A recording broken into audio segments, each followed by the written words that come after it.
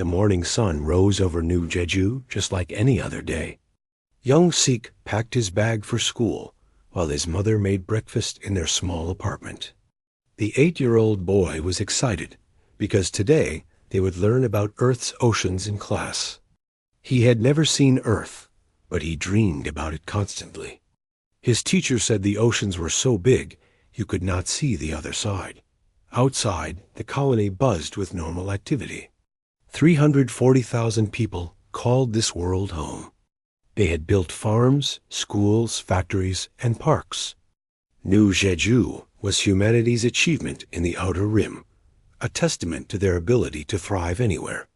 Governor Tae-min walked through the central plaza that morning, greeting colonists as they headed to work. He felt proud of what they had built in just 15 years. In orbit above the planet. Captain Dae-young stood on the bridge of the UES Indomitable. His patrol route kept him near New Jeju for another 2 weeks.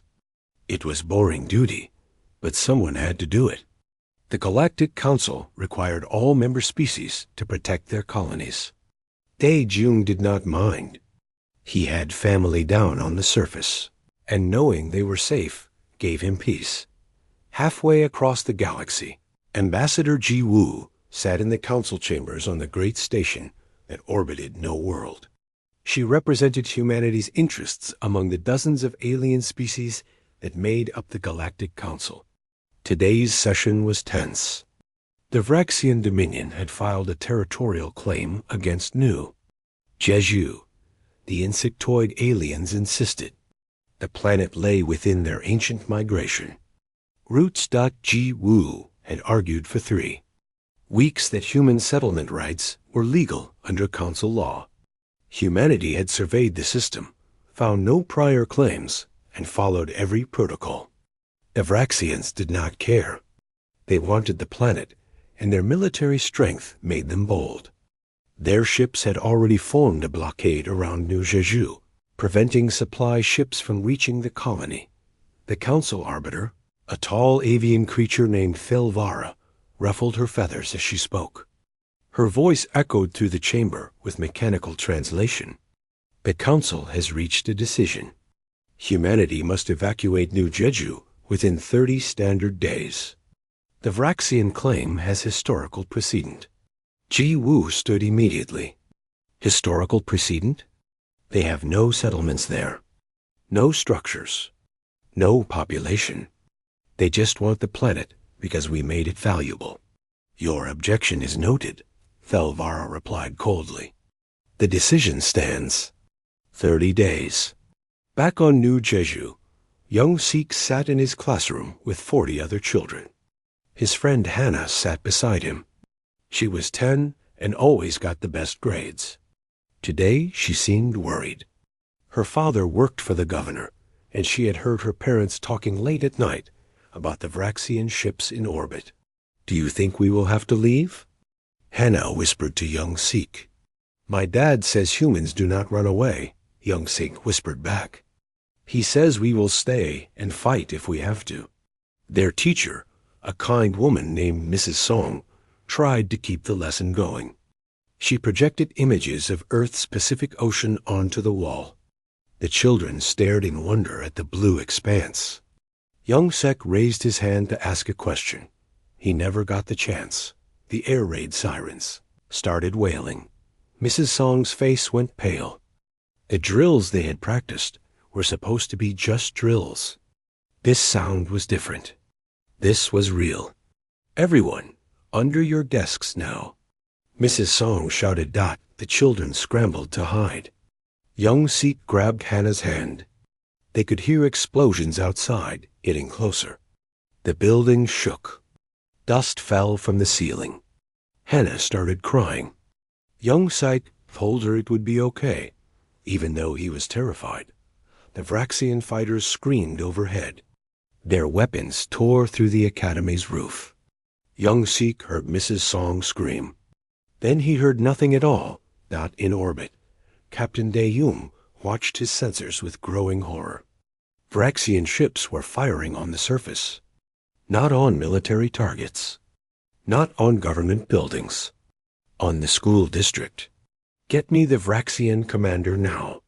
He roared at his communications officer. The insectoid face appeared on screen. Commander Zixthar's mandibles clicked in what might have been amusement. Human vessel, stand down. We are encouraging your people to evacuate quickly. You are firing on a school. Dae Jung's voice shook with rage. There are children down there. Regrettable, but necessary, Zixthar replied. Your people refuse to be reasonable. Perhaps this will change their minds. The transmission cut off. Jung stood frozen for a moment. His crew stared at him, waiting for orders.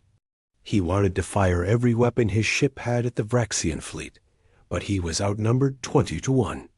He would die, and it would not save anyone. Get me Earthfleet Command. Emergency priority.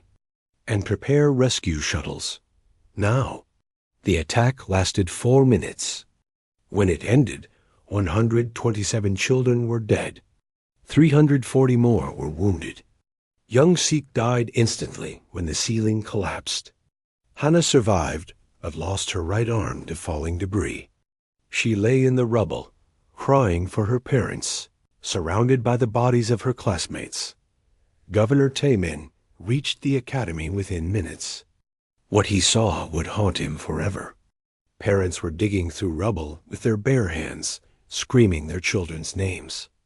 Medical teams worked frantically to save the wounded. The smell of smoke and blood filled the air. He found his daughter, Baore, helping pull survivors from the wreckage. She was covered in dust and blood, none of it her own. When she saw him, she collapsed into his arms. They bombed the school, father, she sobbed. Why would they bomb the school? Taemin had no answer. He held his daughter and stared at the destruction. He thought about the Vraxians demanding they leave. He thought about the council that had sided with them. He thought about what humanity would do when they learned about this. Ambassador Ji Woo received the news during another council session. Her aide handed her a tablet with trembling hands. She read the report twice, unable to process what she was seeing. 127 children dead. In a school dot, she stood slowly. The chamber fell silent as every alien present turned to look at her. Her face was completely calm. Her voice was steady when she spoke. I am formally notifying this council that humanity withdraws all cooperation effective immediately. We will handle the Vraxian situation ourselves. Arbiter Thelvara's feathers ruffled in annoyance. Ambassador, you are upset. This is regrettable, but the Vraxian action was a legal enforcement of the evacuation order. Legal, Ji Woo repeated softly. She looked around the chamber at all the alien species watching her. You think killing children is legal? I want you to remember you said that. Remember it when you see what happens next. She walked out of the chamber. Behind her, the aliens muttered among themselves. The Krell ambassador, a large reptilian named Vextar, watched her leave with unusual interest. He had studied humans and found them fascinating. They were so emotional, so irrational by galactic standards. But something in Ji Woo's calm voice worried him. On Earth, the news hit every screen simultaneously. The images from New Jeju spread across all human colonies within hours. The dead children. The destroyed school. The Vraxian commander's statement that it was regrettable but necessary. Humanity went silent. For 24 hours, every human world stopped. Work ceased. Ships held position. Communication channels fell quiet. It was not grief. It was not fear. It was something the galaxy had never seen from humans before. It was rage, cold and calculating, spreading across 40 star systems like ice forming on water. And when humanity finally broke that silence, the galaxy would learn what it meant to touch their children. Admiral Kyung-soo had served in Earthfleet for 40 years. He had fought in the border wars, survived the plague of Titan, and negotiated peace with 3 different species. In all that time, he had never called an emergency session of the entire military command. Until today, the holographic conference room filled with the faces of every fleet commander, every admiral, every general in human space. They all knew why they were there. They had all seen the images from New Jeju. Kong Zu looked at each face and saw the same expression. Cold fury. They killed our children, he said simply. His voice was rough with emotion. The Galactic Council calls it legal. They say the Vraxians were justified in attacking a school to force an evacuation. I am asking each of you now, what do we do about it? The silence lasted exactly 3 seconds. Then every single officer spoke at once. The answer was unanimous, overwhelming, absolute war. The Council will try to stop us, warned Fleet Admiral Chun from the Mars garrison.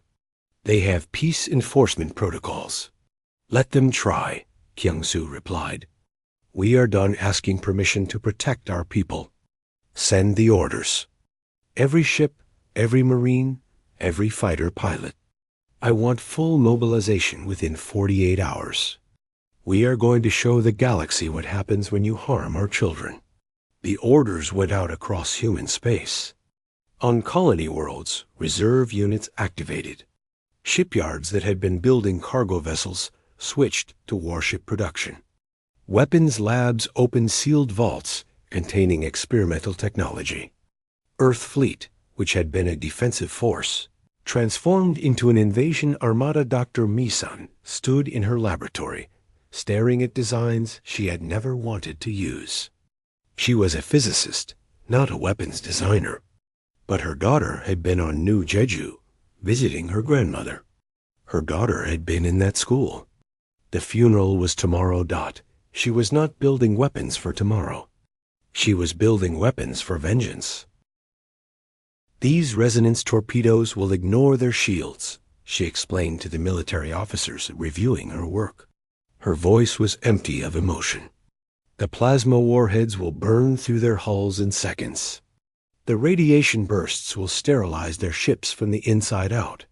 These violate Council weapons conventions, one officer noted. Good, Mi-sun replied. So does bombing schools.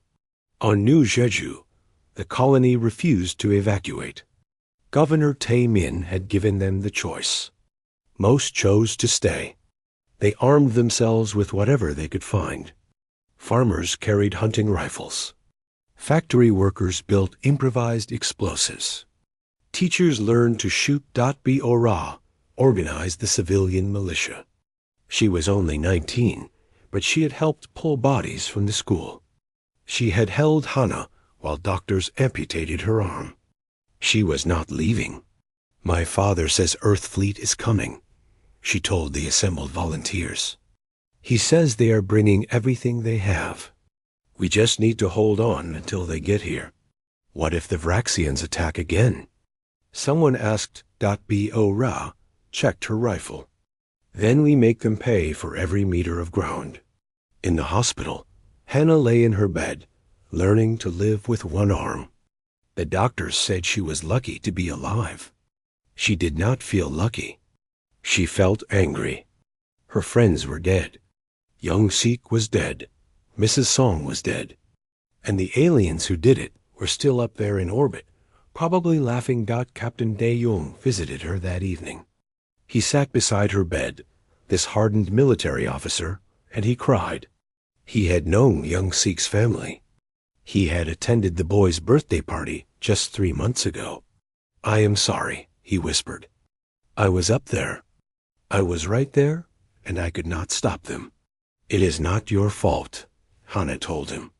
Her voice was stronger than it should be. But you can do something now. You can make them pay. Dae-Young looked at this 10-year-old girl who had lost so much. We will. I promise you, we will. Ambassador Ji-woo had not left Earth in the 5 days since she walked out of the Council. She was coordinating with human governments, making sure everyone understood what was about to happen. Some diplomats worried about the consequences. She did not care about consequences anymore. The Galactic Council sent messages demanding humanity return to negotiations. She deleted them without reading. They sent envoys to Earth.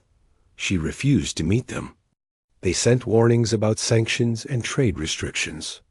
She laughed at those. They think we care about trade, she told her staff. They think we care about their approval. They killed our children and called it legal. There is nothing they can offer us now except blood. In orbit around distant worlds, human ships began moving.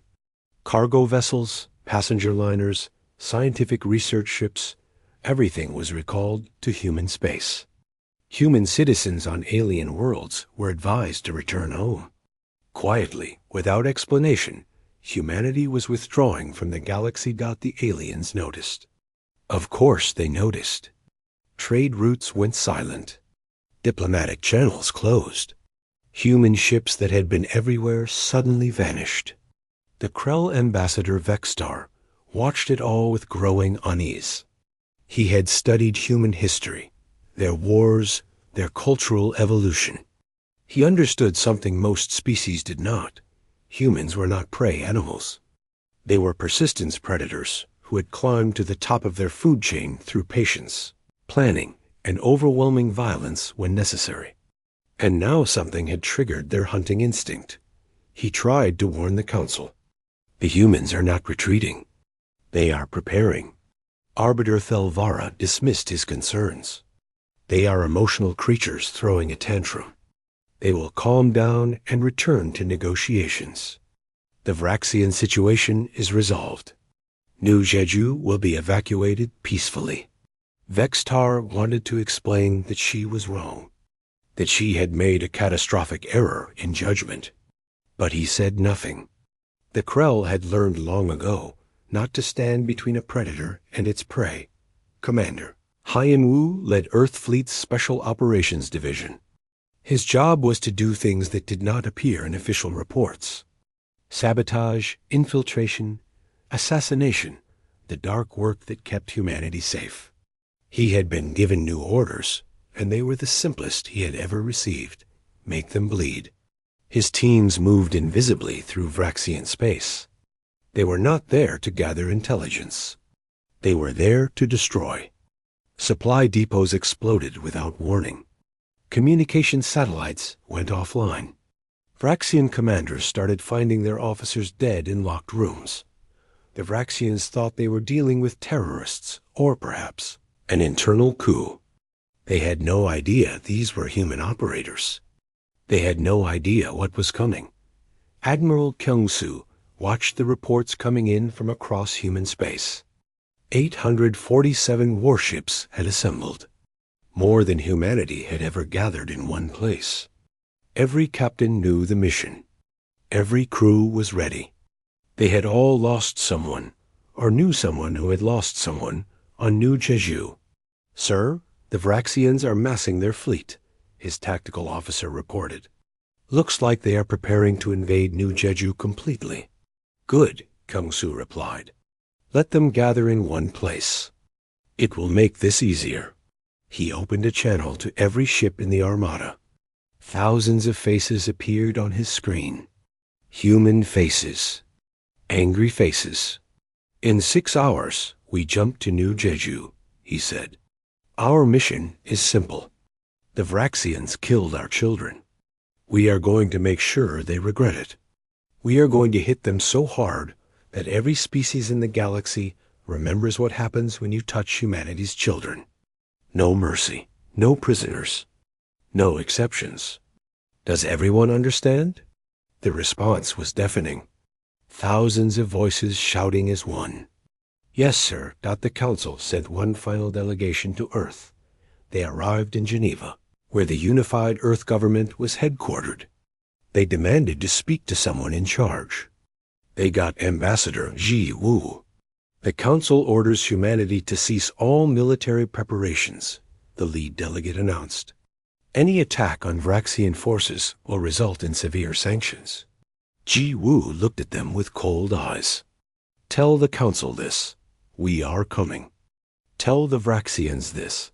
They should have thought about consequences before they bombed a school. Tell every species in your precious council this. Humanity remembers. And we are done playing by your rules. The delegates left Earth shaken. They reported back to the council that humanity was beyond reasoning. Arbiter Thelvara remained confident. They are one species. They cannot possibly challenge the established order. Send peacekeeping forces to New Jeju. We will restore order. On New Jeju, Governor Taemin watched the Vraxian fleet gather overhead. 340 warships. More than enough to crush the colony. He could see them with his naked eye, dark shapes moving across the stars. But he also saw something else. Just at the edge of sensor range, human ships were arriving. Not dozens, not hundreds. An armada that made the Vraxian fleet look small. They did not announce themselves. They simply took up positions, surrounding the entire system. Bora stood beside her father. Is that Earth fleet? That is everything we have, Taemin replied quietly. They brought everything. In the hospital, Hana watched the news reports with her remaining hand clutched tight. She had written messages to young Seek's parents, to all the families who lost children. She had told them the same thing. We will never forget. We will make them pay. Now she watched the human fleet appear on the screens. She watched Admiral Kyung-soo's face as he broadcast one final message to the Vraxians. You killed our children. Now face the consequences. The Battle of New Jeju was about to begin. The Vraxian fleet hung in space above New Jeju like a swarm of metal insects. Commander Zixthar stood on the bridge of his flagship, confident and secure. 340 warships under his command. The human colony below had no chance. The council had given him permission to do whatever necessary to force evacuation. His confidence lasted exactly 14 more seconds. The human armada emerged from jump space, all around them. Not in front, not behind, but everywhere at once. 847 ships materialized in perfect formation, surrounding the Vraxian fleet in a sphere of steel and fury. Zixthar's mandibles clicked in shock as his sensors struggled to count them all. Get me the human commander. He shrieked at his communications officer. No response came. The human ships simply hung there in silence. No threats. No demands. No warnings. Just cold, patient waiting. Admiral Kyung-soo sat in the command chair of the UES Vengeance, humanity's largest warship. Around him, his bridge crew worked with quiet efficiency. No one spoke unless necessary. Everyone knew what was about to happen. They had practiced this. They had prepared. Now they would execute. Sir, Vraxian commander is attempting to hail us, the communications officer reported. Ignore it, Kyung-soo replied. He opened a channel to every ship in his fleet. All vessels. You know your targets. You know your orders. For New Jeju. For the children. Fire. Space lit up with weapons fire. 847 human warships unleashed everything they had in one devastating alpha strike. Missiles, lasers, plasma cannons, and Dr. Mi-sun's experimental resonance. Torpedoes all fired at once. The Vraxian shields flickered and died within seconds. The resonance weapons passed through their defenses like they did not exist. Vraxian ships began exploding, one after another, bright flowers of destruction blooming in the darkness. Zixthar watched his fleet die. He had been in battles before. He had fought the Krell, the Palaxians, even other Vraxian hive fleets. He had never seen anything like this. The humans were not fighting. They were executing. Return fire. He screamed. All ships return fire. The Vraxians fired back, but their formations were broken. Their coordination was shattered. Their weapons hit human shields and did minimal damage. The humans had clearly upgraded everything. This was not the fleet Zixstar had studied in intelligence reports. This was something new, something terrifying. Captain De-Jong commanded a battle group of 30 ships. His specific target was the squadron that had attacked the school. He had their ship signatures memorized. He watched his tactical display as his weapons found them, one by one. "Target the lead vessel," he ordered. His voice was ice. "I want every gun on that ship." The Vraxian destroyer tried to run. It did not get far. De-Jong's battle group surrounded it and methodically tore it apart. He thought about Young-Sik. He thought about Mrs. Song. He thought about every child who had died. Each thought fueled another weapons volley. "Target destroyed, sir," his weapons officer reported. "Next target," De-Jong replied without hesitation. Commander Haiyan Wu was not in space. He was leading his special operations teams on Vraxian ground installations. While the space battle raged above, his soldiers moved through Vraxian supply bases and command centers like ghosts. They had one mission: make sure no Vraxian reinforcements could arrive at the main Vraxian jump gate facility. Haiyan Wu personally planted the charges. The Vraxians had built this gate to allow rapid fleet movement across 3 systems. It was a marvel of engineering. He was about to turn it into debris. "Charges set," he reported to his team. "Everyone clear in 30 seconds." They evacuated just as the facility exploded. The jump gate collapsed, stranding the entire Vraxian fleet in system. There would be no reinforcements, no retreat, no escape. Back in space, the battle was already turning into a massacre. 14 minutes had passed since the first shot. The Vraxian fleet had lost over 100 ships. The human fleet had lost none. 0 casualties. This was not even a battle anymore. It was extermination. Zixstar tried to order a retreat. His communications officer informed him the jump gates were offline. They were trapped. He looked at his tactical display and saw human ships systematically destroying his fleet, group by group, with mechanical efficiency. "Send a surrender signal," he ordered, his pride finally breaking. "Maybe they will accept terms." The surrender signal broadcast across all frequencies. The human fleet did not acknowledge it. They did not slow down. They did not stop firing. They simply continued their work. Admiral Kung Zu saw the surrender signal appear on his screen. His tactical officer looked at him questioningly. The admiral thought about 127 dead children. He thought about the Vraxian commander calling their deaths regrettable but necessary. "Continue firing," he ordered. "They wanted to teach us a lesson about power. Let us teach them one about consequences." On New Zhu, the colonists watched the battle unfold on every screen. They saw the Vraxian fleet burning. They saw human ships moving with perfect coordination, like wolves taking down prey. Governor Tae-min stood in the command center, watching in awe and horror. "They are not taking prisoners," his military advisor whispered. "No," Tae-min agreed. "They are not." Baeora watched from the hospital, sitting beside Hannah's bed. The young girl stared at the screens, with her one remaining hand clenched into a fist. She watched a Vraxian ship explode and felt nothing. No satisfaction, no joy, just emptiness where her friends used to be. "Is this what justice looks like?" she asked Baora quietly. Baora did not have an answer. She just held Hannah's hand and watched the sky burn. The Galactic Council emergency session was chaos. Species representatives shouted at each other. Arbiter Thelvara tried desperately to restore order. They were watching the battle through long-range sensors.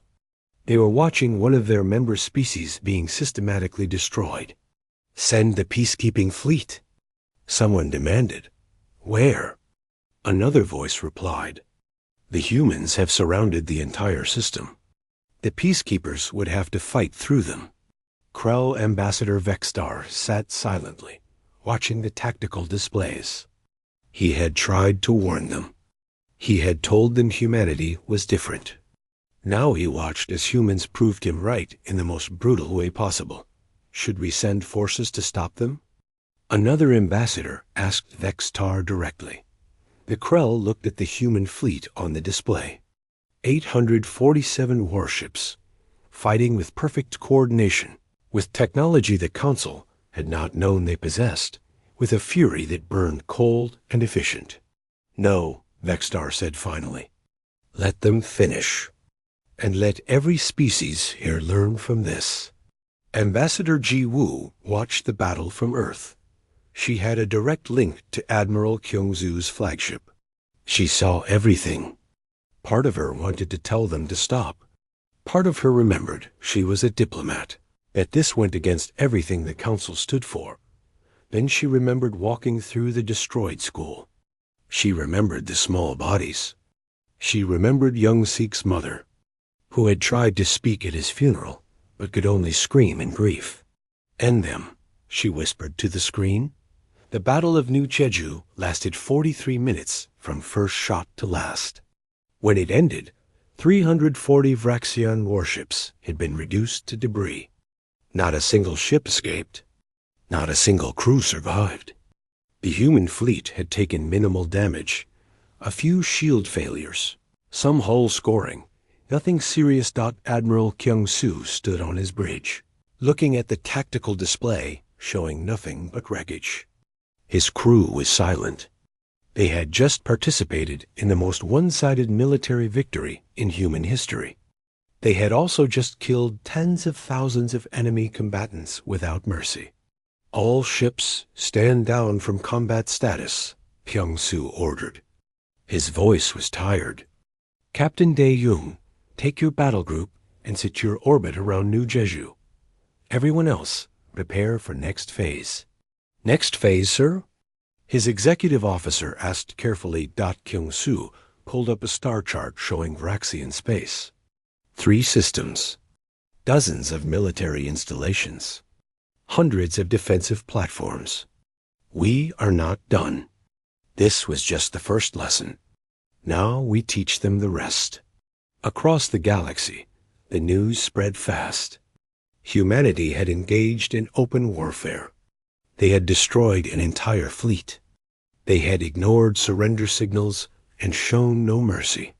Species that had considered, humans weak and emotional, were re-evaluating everything. The Vraxian government sent desperate messages to the Council. They begged for protection. They offered reparations.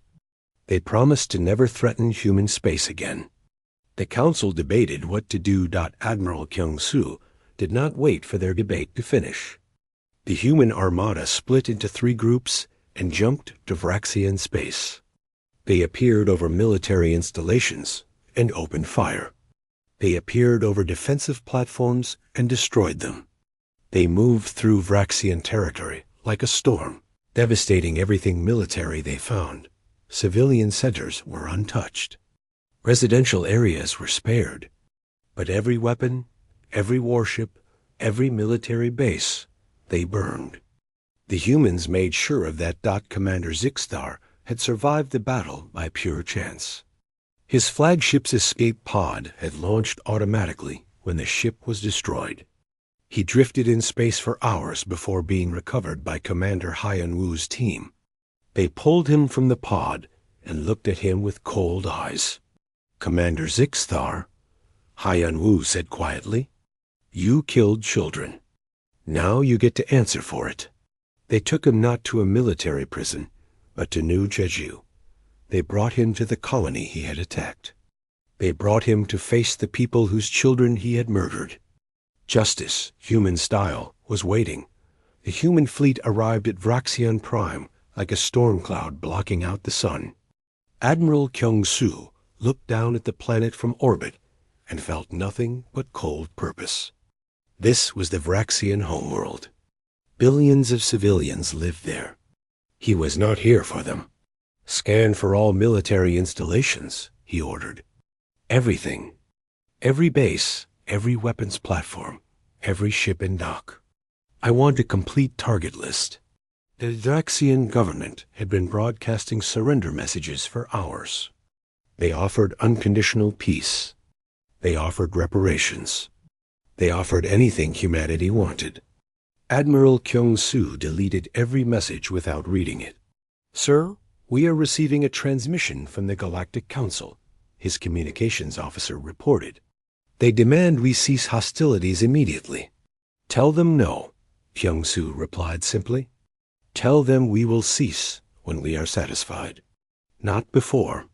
The bombardment began at dawn on Vraxion Prime.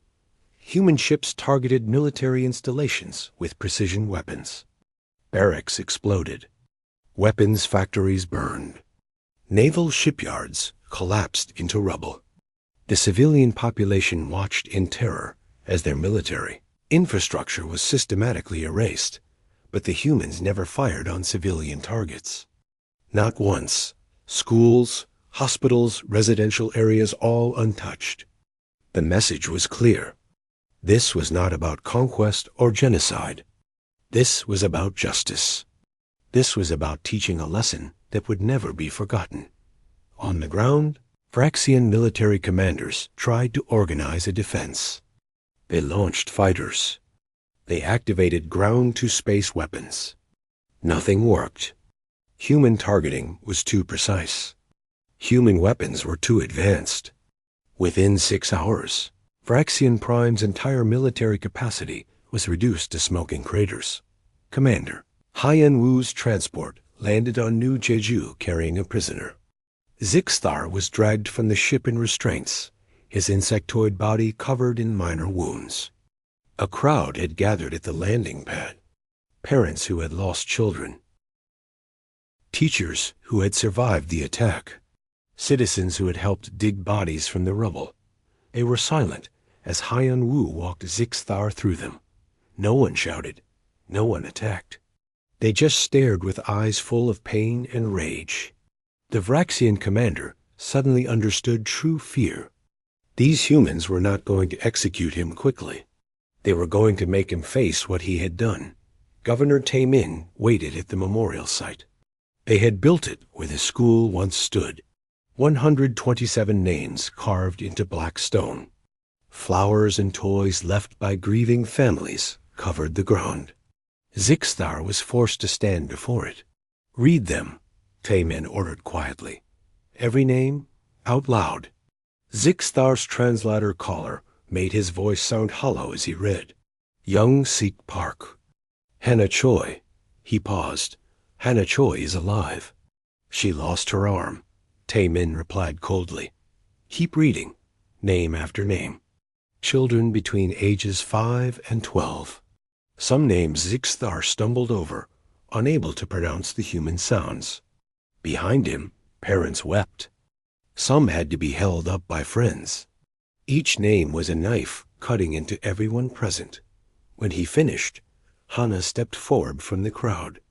Her right sleeve was pinned up, the arm that should have been there now gone. She walked up to Zixthar until she stood directly in front of him. This 10-year-old girl and the alien military commander who had ordered her school bombed. "Why?" she asked simply. "We were just children. Why did you kill us?" Zixthar's mandibles trembled. In all his years of military service, he had never been asked to justify his actions by a child victim. The council said, "We were ordered to encourage evacuation." Military necessity. "Those are just words," Hannah interrupted.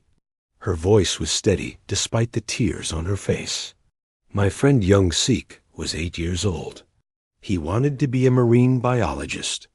He had never hurt anyone. You killed him to send a message. Do you understand what you did?"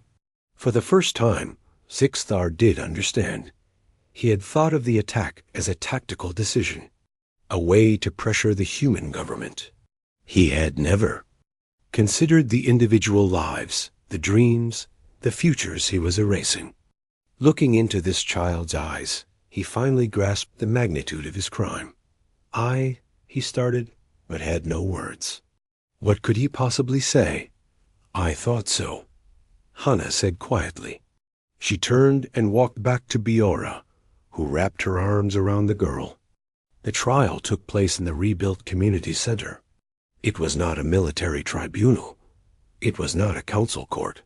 It was survivors of New Jeju, sitting in judgment of the person who had tried to destroy them. The verdict was decided before it began. Guilty on all counts. The sentence was death. Zixthar accepted it without protest. He had seen what humans were capable of now.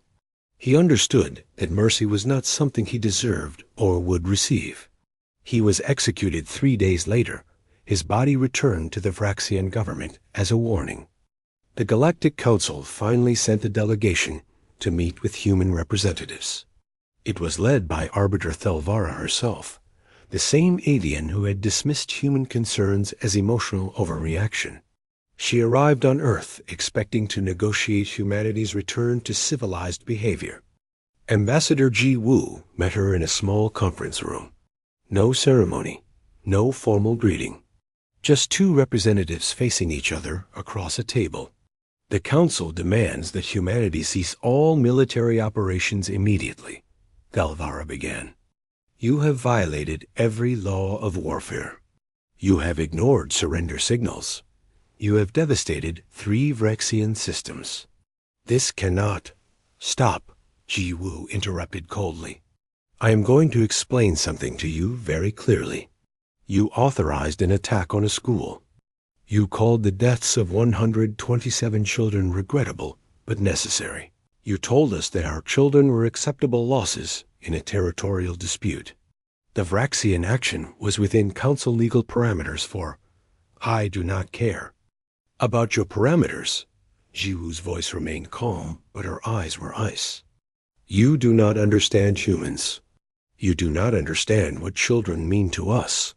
Every human culture, every human religion, every human philosophy, they all agree on one thing. Children are sacred. They are innocent. They are our future. And you killed them. Thelvara ruffled her feathers uncomfortably. All species value their young. You are not unique in this. But we are, Ji Woo replied, because we will burn down galaxies to protect them. We will destroy entire civilizations. We will become monsters, if that is what it takes. You saw what we did to the Vraxian fleet. That was just the beginning. We were gentle, because we only wanted to punish the guilty. Gentle? Thelvara's translator made her voice sound shrill. You call that gentle? Yes, Ji Woo said simply. We could have done so much worse. We could have glassed their worlds. We could have killed their civilians. We could have made them extinct. But we did not, because that would make us like you, people who think killing children is acceptable. In another part of the galaxy, Krell Ambassador Vextar was having a similar conversation with his government. He was trying to explain what humanity had just demonstrated to every species in Council space. They are not like us, he told his superiors. We think of offspring as genetic continuity, a biological function. Humans think of children as everything, their purpose, their hope, the reason they exist. Attack a Krell egg cluster, and we will mourn but ultimately accept it as natural selection.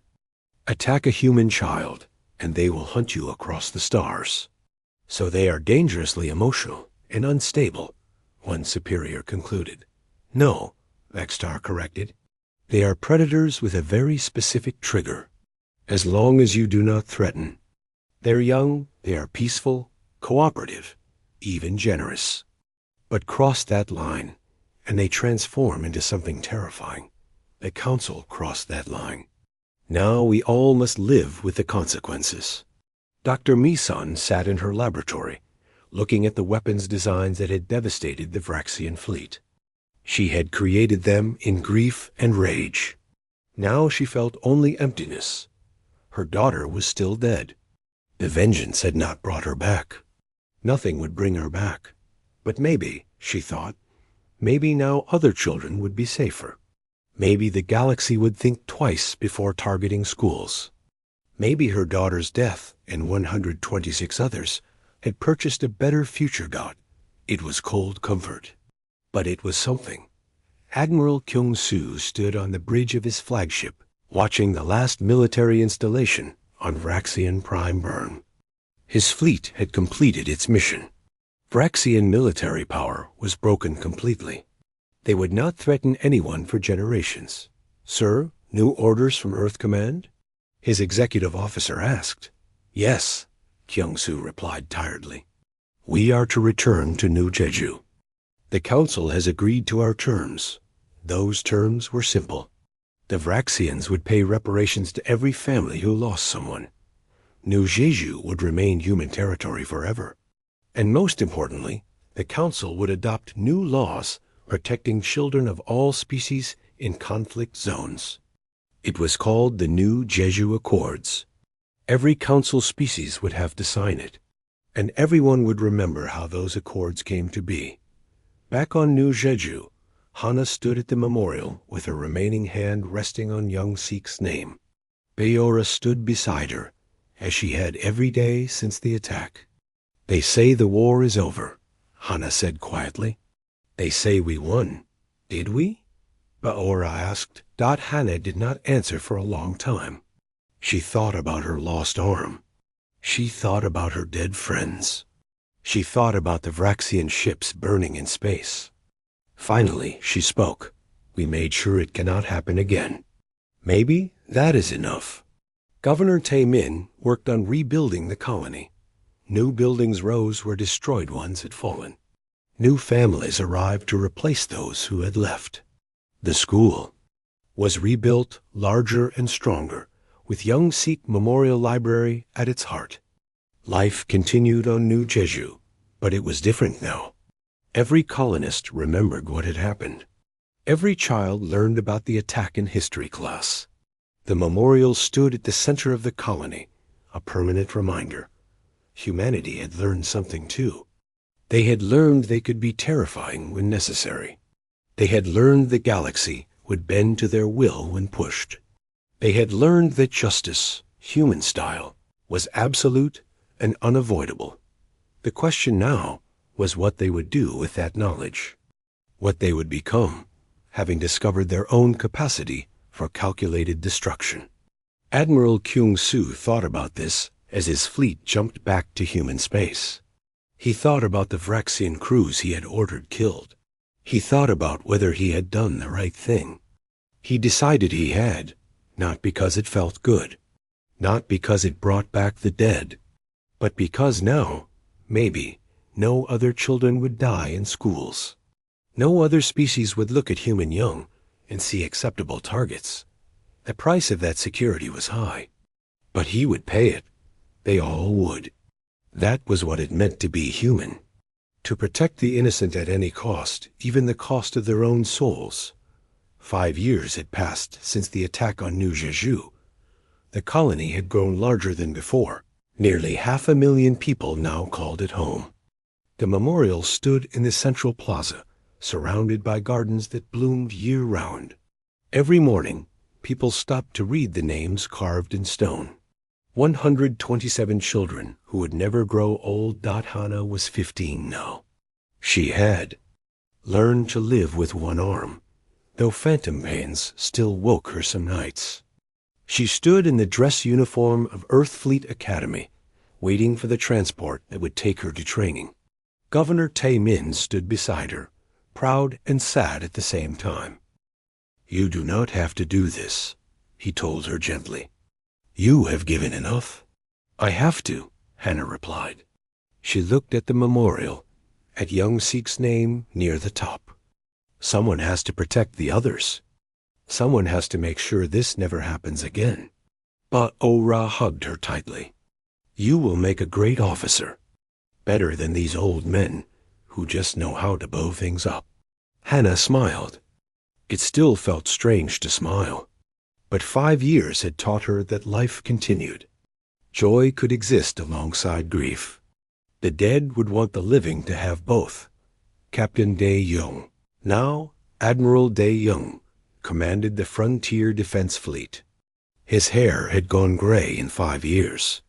He had nightmares sometimes about the Battle of New Jeju, about all those ships burning, about the Vraxian crews dying without mercy. But he never regretted it. Given the same choice again, he would make the same decision. His fleet now included ships from other species. The Krell had requested joint patrols. Some of the smaller council species asked for human protection. Everyone had learned the lesson of New Jeju. Humanity was not to be threatened. And humanity, despite everything, was still willing to protect others. Admiral, we have a request from the Palaxian colony in Sector 7, his communications officer reported. They are having trouble with pirates. They are asking for our help. Tae-Yong thought about it for a moment. Then he smiled slightly. Send 3 destroyers. Tell them Earth Fleet is happy to assist. On Earth, Admiral Kyung-soo had retired from active service. He taught now at the military academy, training the next generation of officers. His classes on military ethics were always full. Everyone wanted to hear from the admiral who had commanded the fleet at New Jeju. The question you must always ask, he told his students, is whether you can live with your choices. Not whether they are legal or approved by others, but whether you can look at yourself and accept what you have done. At New Jeju, we chose vengeance over mercy. We chose to teach a lesson rather than accept justice delayed. I can live with that choice. But it cost something. It cost pieces of who we were. Make sure you understand that price before you pay it. Hannah sat in that class on her first day at the academy. She listened to Admiral Kyung-soo speak about the battle, about the decisions he made, about the weight of command. After class, she approached him. "Sir, I was there," she said quietly. "I was in the school when they attacked."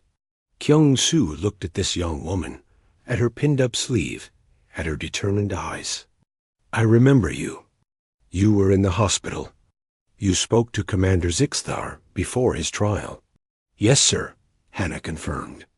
"I wanted to thank you for coming, for doing what needed to be done." "I did not do it for thanks," Kyung-soo replied. "I did it because I was angry and hurt and wanted someone to pay for what happened to you and the others." "I know," Hannah said, "but you still saved us. The Vraxians were going to invade. They were going to take everything. You stopped them. That matters." The Galactic Council had changed significantly in 5 years. The new Jeju Accords were now fundamental law. Attacks on educational facilities, medical centers, or civilian population centers were absolutely forbidden. Any species that violated these laws faced not just council sanctions, but the possibility of human intervention. Ambassador Ji Woo sat on the council's ethics committee now. She had pushed for expanded protections for all vulnerable populations. Many species had initially resisted, seeing these protections as human sentimentality. But slowly, they came to understand. Children were not just biological offspring. They were potential. They were future. They deserved protection. Arbiter Thelvara no longer held her position. She had resigned in disgrace after the New Jeju incident. She now worked as a volunteer at the memorial, helping maintain the gardens, speaking to visiting school groups about her mistakes. It was her way of seeking redemption. "I thought I understood justice," she told a group of young Krell visitors one afternoon. "I thought following procedures and laws was enough. But I forgot that laws should serve justice, not the other way around. The humans taught me that. They taught all of us." The Vraxian Dominion had changed too. They were no longer the aggressive military power they once were. Whole generations of Vraxians grew up learning about the New Jeju Massacre, as they called it. Many young Vraxians volunteered to work on human colonies, trying to build bridges between the species. Some came to New Jeju itself. They worked on construction projects. They helped tend the memorial gardens. They learned human languages and customs. It was awkward at first. Parents who had lost children struggled to accept their presence. But time and sincere effort slowly healed wounds. Governor Taemin met with a group of young Vraxian volunteers. They were terrified to face him, knowing his position, knowing the history. But he welcomed them politely. "My daughter died in the attack," one Vraxian said through a translator. The human colonists looked confused until the Vraxian explained. "My parent was a crew member on one of the ships your fleet destroyed. We are both victims of the same war. Both lost family because of stupid decisions by people in power." Tae Min considered this. He thought about the Vraxian crew's admiral Kyung-Zu had killed. They had been following orders, like soldiers always do. Many probably did not even know about the school attack. They had died because humanity needed to make a point. "I am sorry for your loss," he said finally. "War creates orphans on both sides. Welcome to New Jeju. Help us build something better." Dr. Mi-sun had stopped weapons research entirely. She now worked on medical technology. Her latest project was advanced prosthetics, specifically designed for children who had lost limbs. Hana had been one of her first test subjects for the new artificial arm. "I built weapons that killed thousands," she told her research team. "Now I want to help thousands live better lives." Maybe that balances the scales. Maybe it does not. But I have to try. Commander Hyun-woo still led special operations, but his missions had changed. Now he hunted slavers and pirates who targeted children. He had become the galaxy's nightmare for anyone who thought young lives were disposable. 3 separate criminal organizations had been dismantled by his teams in the last year alone. "You are becoming famous," Admiral Dae-young told him during a briefing. "The council calls you the ghost of New Jeju." "Good," Hyun-woo replied. "Let them fear the ghost. Maybe they will think twice before hurting children." The Krell Ambassador. Vexstar had written extensively about humanity. In the years since New Jeju, his books were required reading in many council species diplomatic schools. The central thesis was simple. Humans were not uniquely violent or unusually peaceful. They were contextual predators who responded to threats with overwhelming force, but otherwise preferred cooperation. "The key to coexisting with humanity," he wrote, "is understanding their priorities. They value family above tribe, tribe above species, species above ideology. Threaten the individual, and they will defend. Threaten the family, and they will fight. Threaten their children, and they will annihilate you. This is not negotiable. This is not cultural. This is fundamental to what humans are." On the anniversary of the attack, New Jeju held a ceremony at the memorial. Thousands gathered in silence as the names were read aloud once again. It had become tradition. Young Sik's mother read his name, as she did every year. Her voice was steadier now. Time did not heal all wounds, but it made them bearable. Hana attended in her academy uniform. She stood at attention as each name was called. When she heard Mrs. Song's name, tears ran down her face. But she did not wipe them away. Grief was not weakness. Remembering was not dwelling in the past. These were lessons her lost teacher would have wanted her to learn. After the ceremony, the colony held a festival.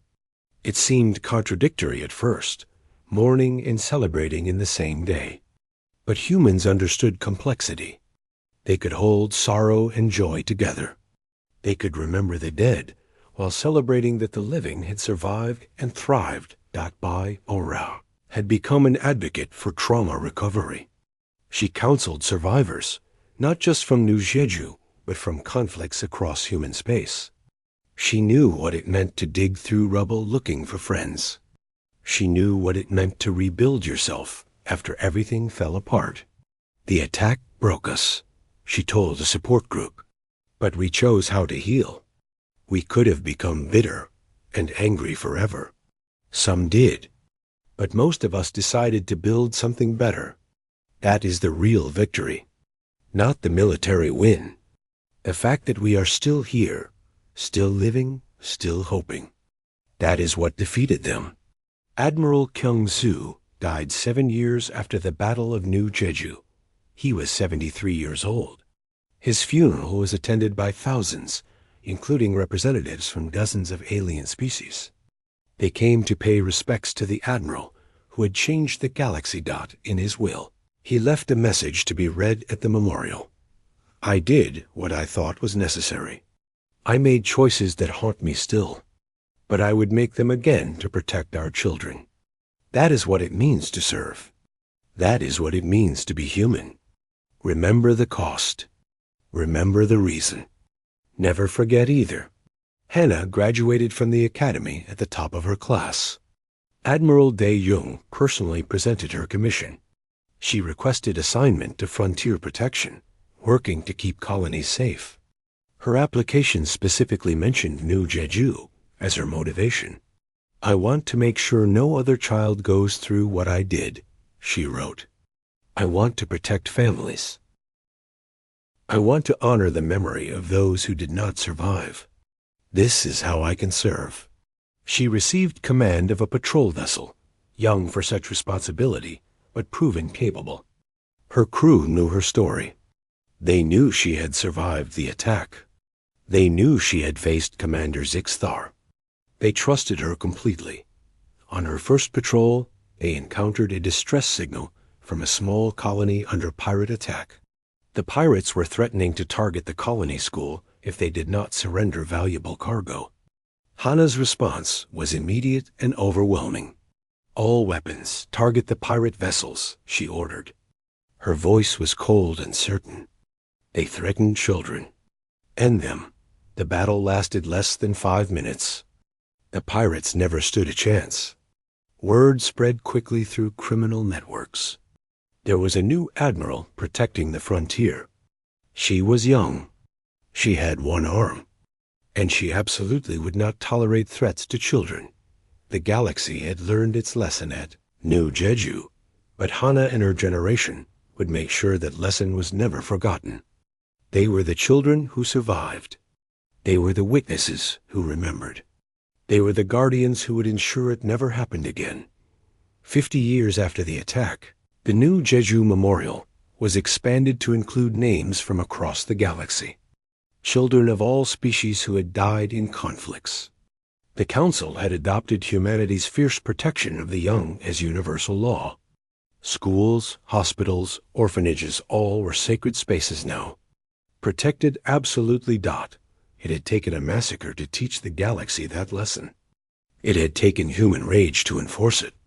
But the result was a safer universe for every child, of every species, on every world. That was New Jeju's legacy. Not the battle. Not the vengeance. Not the Vraxian ships burning in space. The legacy was simple. Children everywhere were safer, because humanity had drawn a line and refused to let anyone cross it. Young Seat never got to see the oceans of Earth, but because of his death and the deaths of 126 others, millions of children would grow up safe enough to dream their own dreams, to study what they loved, to become what they chose.